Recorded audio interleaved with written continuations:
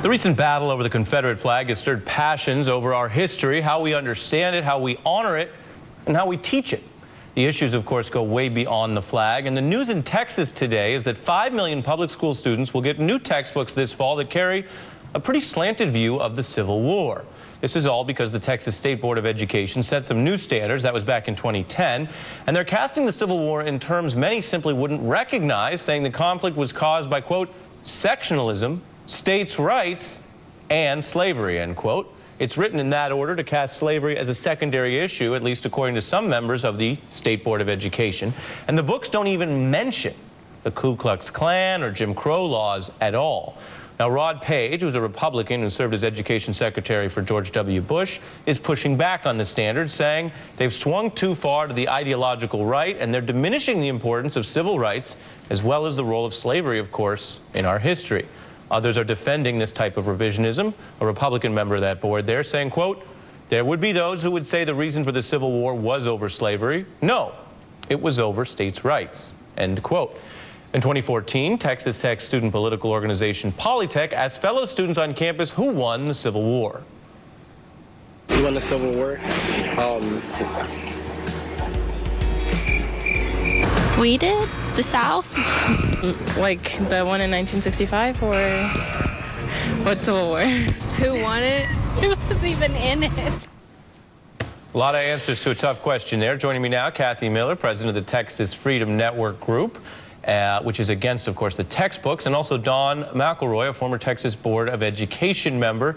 Welcome to you both. Dawn, how does this process work? Is it working? Well, the process worked just fine. We have review committees that look at the text, they make recommendations, and then the board will look at their recommendations and will make changes and make amendments. I realized we had a problem right at the very beginning. I had kind of a canary in the coal mine standard. It was 8th grade U.S. History 8C. In our current standards that we had before we passed the new ones, and all it said was students are to describe religion's role in the foundational republic that we had. And when you look at when I got the new standards, the first work from these review committees, they had deleted that standard, the role of religion. And I was stunned, and I realized there was going to be a battle in our hands, and we did have a battle. Kathy, your thoughts? I mean, it doesn't mean that it's working just because it's getting any old outcome. It would seem that you'd want to navigate between whatever the good faith disagreements may be. What we teach our children is always going to be some matter of controversy, but it's got to be factual too, right? That's exactly right. The problem is that politicians are making the decision about what gets taught in history class instead of looking at our teachers and historians and scholars. Dr. McElroy is not a historian, and his personal political beliefs should not dictate what our kids learn in school. The issue of the Confederacy was a very contentious point, with many board members, the majority in fact, asserting that states' rights was the central cause of the Civil War, ignoring the fact that the rights states were fighting for was the right to buy and sell human beings in slavery. Dawn, on the Jim Crow front, do you think that should be in the history books? I don't have any problem with putting into Jim Crow, the KKK. One of the greatest criticisms the board got was the fact that we had too many standards and too many requirements in there. There's too much to teach. It's fine with me to teach. They still can be taught. I have no problem. I think we need to teach all the real history. What's interesting about the causes of the Civil War, we never really discussed that very much. I know some board members made comments, but our review committees, the ones that Kathy just talked about that we need to listen to, back in the 7th grade history course for Texas history, they did not put slavery listed first either. They had states' rights ahead of slavery. It was just a non-issue. Slavery was included. The biggest rigmarole we ever got over slavery was in an economic standard in 8th grade early U.S. history. And what the standard said, it said that growth of the slave trade and the role of slavery. It had slavery mentioned in the standard. A motion was made in January of 2010 to change the slave trade, growth of the slave trade, to something like Atlantic triangular trade. There was no comment.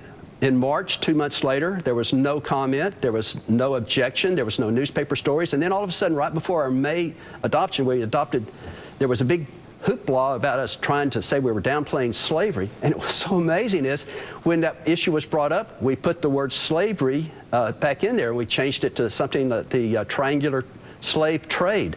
So we ended up with slave and slavery, both words in the same standard. How in the world that could be construed as trying to downplay slavery is beyond me. We really never discussed it. So Kathy, what is your response to that? Don's basically saying that it seems like outside forces, or I guess potentially the media, has made a bigger issue of this, and they're not actually trying to downplay it. Two things. First of all, the outside forces were historians, people with expertise in the subject matter that were able to review what was being proposed in the curriculum standards and brought forth their concerns. But more importantly, this country is embroiled in a debate about how to talk about the Confederacy and whether government and universities honor the Confederate flag. We would not be having that debate if we haven't for generations taught incorrectly about the causes of the Civil War. And today we should really look at what we teach our kids and ensure that it's not motivated by politics, but it's motivated by truth. And that's the problem I have with politicians like Mr. McElroy and others who want to weigh in with their own political opinion on these matters instead of really relying on people with expertise and teachers in our classrooms. And Mr. McElroy, why do you think that it is important to at least some of the members, because I read one of the statements earlier, to say that the Civil War was not primarily fought over slavery? Why is that the issue here?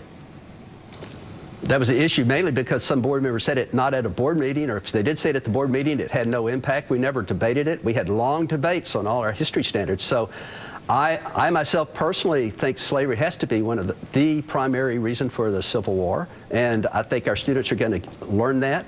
They're going to find out about it. And like I said, even the review teams that she's talking about, the panels that we authorize, these experts that she's talking about, they also, if you go to Texas history, you'll see in the causes of the Civil War, they listed states' rights ahead of slavery.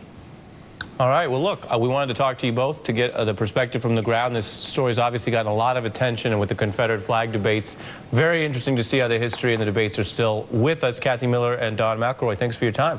Thank you very much. Thank you. Still ahead.